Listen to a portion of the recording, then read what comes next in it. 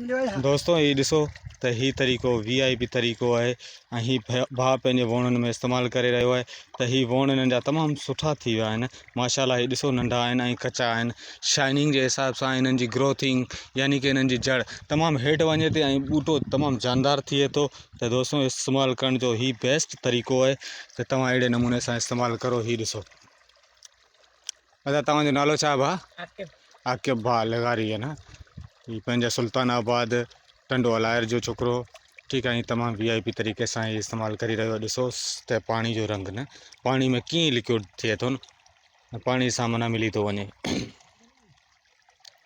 त वधि खां वधि कोशिशि करो इन हिसाब सां इस्तेमालु करो त पाणी में त इन दवा बि तव्हांजी ज़ाया कोन थी थिए न। इहा केमिकल्स पंहिंजो जेको हूंदो आहे न पावर होम्योस ऐं हिन जा फार्मूला ॾिसो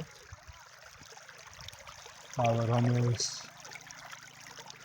होम्योक एसिड ऐं पोटाशियम ऐं दीगर अजराज न हिननि जो जेको मिलावट आहे हिन में ऐं तमामु वधीक फ़ाइदो ॾिए थो ऐं ज़मीन खे ज़रखेज़ ठाहे थो ऐं ज़मीन में माना जड़नि ताईं हेठि वञे थो।